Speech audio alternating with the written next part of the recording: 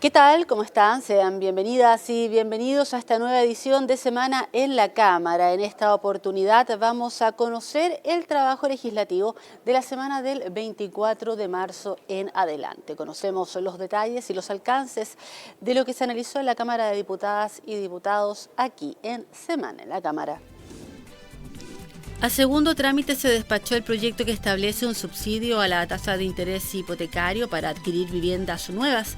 Además, modifica el Fondo de Garantía Estatal FOGAES y la Ley 19.281 sobre arrendamiento de viviendas con promesa de compra-venta. El subsidio será de 60 puntos base para personas naturales y se entregará conjuntamente con una garantía estatal con el objeto de conseguir una baja de interés aún mayor al monto subsidiado. La iniciativa contempla la entrega de hasta 50.000 subsidios para personas naturales en tanto se trate de la primera venta efectuada sobre una vivienda que no puede superar las 4.000 UF. A su vez, deberán cumplir con los requisitos para acceder al programa de garantías de apoyo a la vivienda nueva y los fijados por el Ejecutivo. En la Comisión de Hacienda se subió a 6.000 la cantidad de subsidios que se destinarán para primeras viviendas de hasta 3.000 UF. Para ello, los postulantes deberán cumplir con las normas del Sistema Integrado de Subsidio Habitacional y de la presente ley. El diputado Frank Sauerbaum calificó de necesaria la propuesta, puesto que ayudará a reactivar el sector inmobiliario y a materializar el sueño de la casa propia. Lo que hace este proyecto es subsidiar la tasa de interés y además establecer un fondo de garantía para la empresa hasta 15 años y por lo tanto es tremendamente beneficioso para que alguien tome el crédito hipotecario, rebaje desde ahí, ¿cierto? Y postule este beneficio y se le rebaje hasta el 60%, 60 puntos base de la tasa de interés y también tenga una garantía estatal para la compra de su vivienda. Sin embargo, desde el oficialismo se defendió que el proyecto vaya dirigido a personas naturales, como planteó la diputada Camila Rojas. Hicimos un punto específico tanto en la Comisión de Hacienda como en la sala para que esto solo sea para personas naturales, es decir, para que beneficie directamente a las familias y no vaya a ser un conglomerado o un grupo de empresarios mediante sus empresas que adquieran las viviendas y luego las terminen vendiendo igual a las familias con un costo alto. Entonces lo que estamos haciendo es que el beneficio sea limitado a las personas naturales de manera que llegue directamente a las familias y sí puedan esas 50.000 viviendas ser adquiridas por familias que hoy no tienen una vivienda, que el costo es demasiado alto y que sí lo podrían obtener a raíz de que el interés esté subsidiado. El texto también crea un nuevo programa para personas naturales de apoyo a la vivienda nueva de hasta 4.000 UF al alero del FOGAES, que tendrá una cobertura del 60% del valor del inmueble, con una garantía que no podrá tener un plazo superior a 15 años ni inferior a 5. La Cámara despachó la moción que dicta normas para dar protección a los humedales rurales, aprobando solo el primer artículo que estipula que, para lo que no regule esta iniciativa, se aplicarán las disposiciones contenidas en la Ley 21.600, que crea el Servicio de Biodiversidad y Áreas Protegidas y el Sistema Nacional de Áreas Protegidas. El objeto del texto es resguardar las características ecológicas de los humedales rurales, su composición, estructura y funcionamiento y protegerlos del crecimiento inmobiliario. No obstante, en sala se rechazaron las disposiciones relativas a la definición de humedales urbanos y la propuesta de que las municipalidades los regularán mediante ordenanzas. En ese plano, el diputado Félix González resaltó la pugna entre los gobiernos y las empresas. Pasa que incluso desde el mismo estado, en mi región, el Serviu compró un humedal recientemente para vivienda social. Entonces tenemos esta contradicción y esta pugna permanente con los poderes económicos, con los distintos gobiernos, incluido este que dice que es ecologista, mientras nosotros queremos conservar estos humedales. En tanto, el diputado Luis Sánchez señaló que este tipo de normativas ambientales impide la conservación de los humedales. Yo creo que es una iniciativa mal enfocada. Yo creo que aquí lo que necesitamos es que exista conservación y cuidado sobre estos espacios y que el Estado sea el que se haga cargo, que no le imponga eso a un propietario particular. Si la izquierda dice que cree tanto en el rol del Estado, bueno, que se involucre acá el Estado. A través del Ministerio de Bienes Nacionales, que muchas veces nos imaginamos que casi que no hace nada el Ministerio de Bienes Nacionales. Bueno, aquí podrían hacer mucho, siendo propietarios de estos terrenos y encargándose de la gestión y coordinación intersectorial para que haya una conservación y cuidado adecuado. Pese al rechazo de la mayoría de sus normas, el proyecto pasó a consideración del Senado para cumplir su segundo trámite constitucional. Tras no alcanzar el quórum de 77 votos a favor, la Cámara rechazó el proyecto que prohibía el ingreso a cargos de la Administración del Estado a quienes tengan la calidad de cónyuge, conviviente civil, hijos o parientes hasta el 3er grado de consanguinidad que no cuenten con la idoneidad profesional acreditada para el cargo respecto del presidente de la República. La prohibición también se extendía a senadores, diputados, alcaldes, consejeros regionales, gobernadores regionales, delegados presidenciales regionales y provinciales, ministros y subsecretarios. En otra materia, y al inicio de la sesión del lunes 24 de marzo, la Cámara aprobó de forma unánime la renuncia de la diputada del Partido Comunista Carol Cariola a la presidencia de la corporación. Incorporar en la política nacional del deporte planes y programas de implementación de protocolos y actuación de manejo básico de emergencias es el fin de la moción aprobada y despachada a ley tras sumar la unanimidad de 131 votos a favor. El texto, que se presentó con modificaciones del Senado, corresponde a una moción impulsada por el diputado Jorge Guzmán, quien explicó que la idea surgió tras la muerte, en junio de 2022, de Pablo González. Contarles que hoy me acompaña el Club Unión Los Figueroas de la comuna de Pencahue, familia también de Pablo González, el Choco, un joven de 34 años que en el año 2022 en la comuna de Pencahue fallece en un lamentable accidente en su cancha. Pablo fallece por un accidente cardiovascular, accidente que lo han vivido muchos deportistas amateur en distintos puntos de nuestro país y también de la región del Maule. Deportistas que tienen estos accidentes cardiovasculares y que su vida depende también de la capacidad de acción que puedan tener las personas que se encuentran en los recintos deportivos.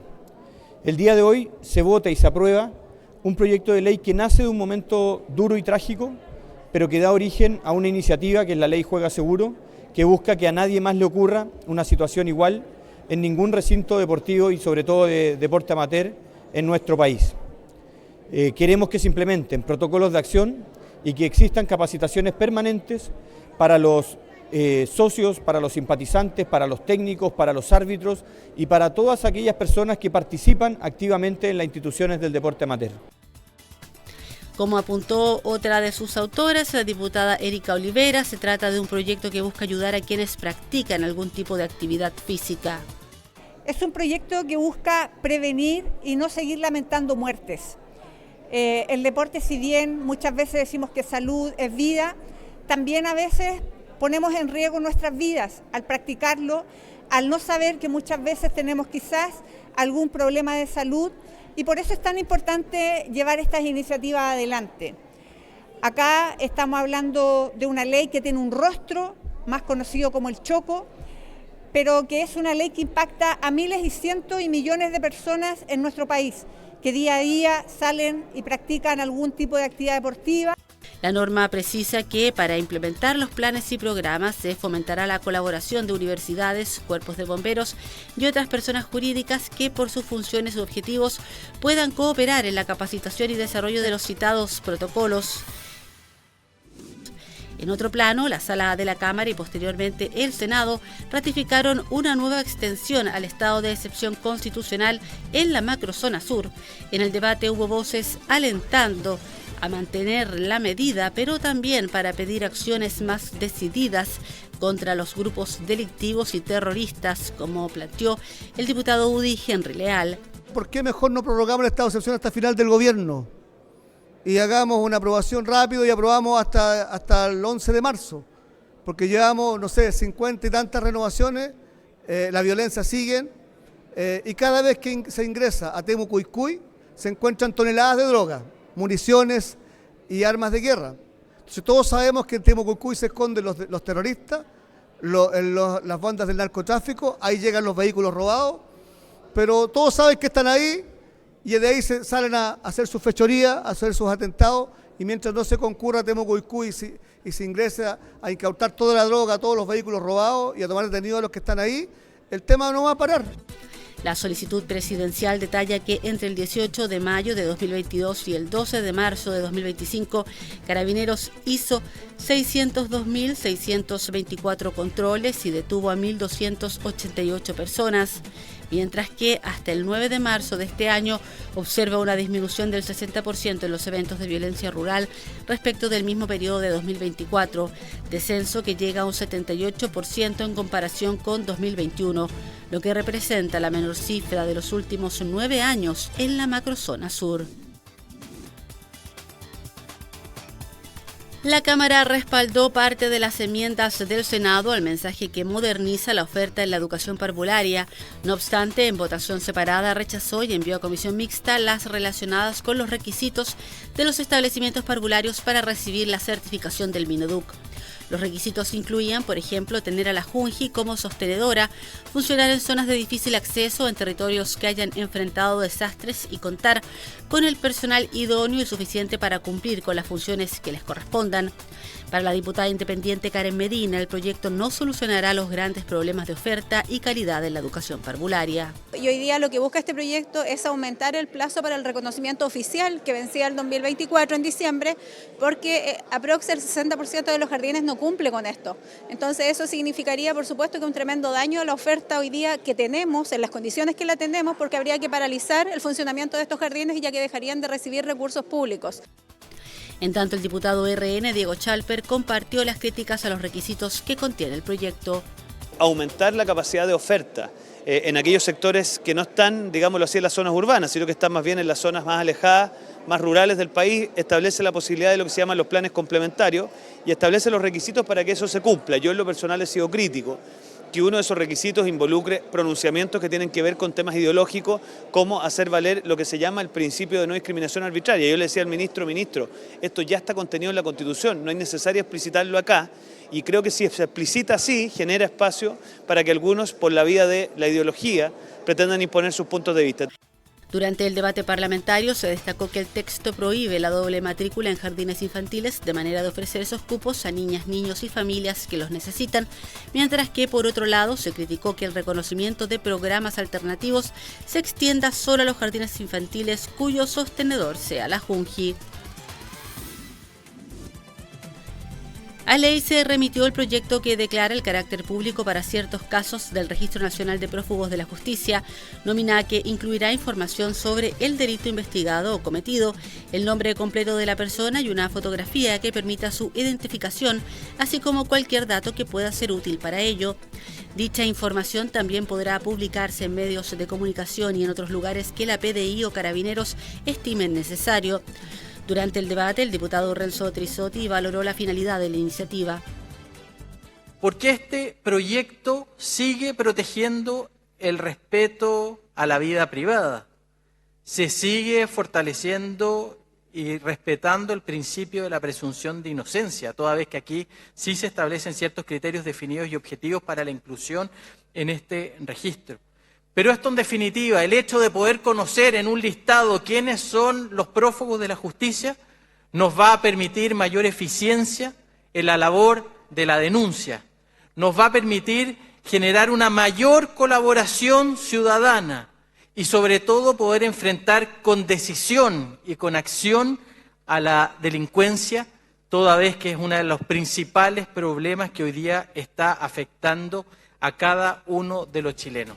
Sin embargo, y pese al respaldo unánime, algunos legisladores plantearon sus aprehensiones pidiendo que se aplique el registro solo a casos prioritarios y con plazos establecidos, como expresó la diputada Alejandra Plasencia. No podemos dejar pasar por alto algunas preocupaciones. Nos inquieta que se pretenda incluir en este registro a personas imputadas pero no condenadas. En un Estado de Derecho, la presunción de inocencia es un principio fundamental y exponer públicamente a personas que aún no han sido condenadas puede provocar un daño irreparable a su honra, especialmente si luego resultan absueltas. También preocupa que no existan mecanismos claros de reparación para quienes hayan sido erróneamente incluidos en el registro. Esto no solo compromete derechos individuales, sino que puede acarrear responsabilidades jurídicas para el Estado. Otras normas del proyecto precisan, entre otros aspectos, que instituciones como la Dirección General de Aeronáutica Civil y el Registro Civil también tendrán acceso al registro. También permiten al Ministerio Público ordenar, en el marco de una investigación penal, a los servicios de transporte aéreo que contrasten antes del embarque el listado de pasajeros con la nómina pública e informen inmediatamente si encuentran coincidencias. La Sala de la Cámara rechazó la admisibilidad de la acusación constitucional presentada contra la exministra de Defensa Maya Fernández. Por 64 votos a favor y 70 en contra, las diputadas y diputados respaldaron la defensa de la ex autoridad respecto a que ésta no infringió la Constitución política. Previo a la votación, en representación de los legisladores que presentaron la acusación, expuso el diputado republicano Luis Sánchez, quien enfatizó que Fernández vulneró la norma constitucional al celebrar un contrato con el Estado, mientras ejercía un cargo ministerial para la compraventa de la casa del expresidente Salvador Allende. Desde la defensa, la abogada Claudia Sarmiento recalcó que no se entregó ningún antecedente que permita concluir que a través del ejercicio de su cargo, la exministra hubiese intervenido de modo alguno en los actos preparatorios del citado contrato. Esto sin atender al hecho que finalmente no se materializó ningún contrato, ni mucho menos aumento patrimonial de ninguna parte. Esta postura fue respaldada por los diputados Juan Santana, Camila Musante y Alberto Undurraga. Y naturalmente que el gesto que da este Congreso Nacional de respaldo finalmente a la ex ministra Maya Fernández es, entre otras cosas, porque se entiende de que no hay ningún delito, no hay ninguna infracción a nuestra Constitución que se haya generado en los actos denunciados. Lo que ha dicho la Contraloría, que acá hay 2 actos administrativos, uno se produjo en una instancia previa, pero faltó el segundo en una instancia final, por lo tanto que entendería la Contraloría que la compra propiamente tal no se habría producido, así que yo soy obediente de lo que dicen los organismos de carácter técnico. Creo que también en eso es importante que seamos serios cuando se presentan estas acusaciones, más allá de que sean políticas. Nosotros tenemos la convicción de que el error existió de parte del gobierno y también de la exministra, pero la venta nunca se perfeccionó y la ministra o la exministra asumió su responsabilidad al renunciar a su cargo. Por lo tanto, por esas razones no se justificaba la acusación constitucional. Por su parte, el vicepresidente de la Cámara, Eric Aedo, puntualizó que la corporación cumplió con todas las etapas del proceso. Se ha cumplido facultad constitucional que tienen los diputados que presentaron la acusación constitucional. Bueno, la defensa de la exministra Maya Fernández no presentó la cuestión previa, quiso ir de inmediato al fondo del asunto, hablaron cada una de las bancadas que tenía obviamente el derecho a tener una opinión, la expresaron y finalmente se llegó a una votación en que esta acusación constitucional fue rechazada. Desde la oposición, los diputados Gustavo Benavente, Francisco Undurraga y Johannes Kaiser reafirmaron que tenían la convicción de que la exministra cometió una falta que debía ser sancionada. Nosotros esperábamos que la mayoría de los diputados votaran de acuerdo al tenor literal del texto constitucional, pero al parecer algunos o no se leyeron la Constitución o no la quisieron leer porque la infracción era tan evidente que prefirieron esta especie de ceguera ideológica. Nosotros creemos que aquí hay antecedentes claros para poder acusar constitucionalmente a la exministra Maya Fernández. El artículo 37 bis inhabilita a todo ministro de Estado a celebrar contratos con el propio Estado. Si bien es cierto la ministra o la exministra dice no haber firmado personalmente el contrato, pero lo firmó a través de un apoderado que ella misma nombró. No importa de qué familia sea, no importa cuál sea su posición social, en Chile todos debemos obedecer la ley y si los parlamentarios adentro no están dispuestos a seguir por esa línea, la verdad es que le están poniendo dinamita a la convivencia social, le están poniendo dinamita al Estado de Derecho. Maya Fernández asumió como ministra de Defensa el 11 de marzo de 2022 y renunció a su cargo el pasado 10 de marzo tras la polémica en torno a la adquisición de la vivienda del expresidente Salvador Allende, ubicada en la calle Guardia Vieja de la comuna de Providencia. Y de esta manera llegamos al final de esta edición de Semana en la Cámara, en la que conocimos el detalle de cada una de las sesiones de sala de estos días. Hubo debate, hubo conversación y análisis de los proyectos de ley que estudian los diputados y las diputadas. Como siempre, nos encontramos en una próxima oportunidad.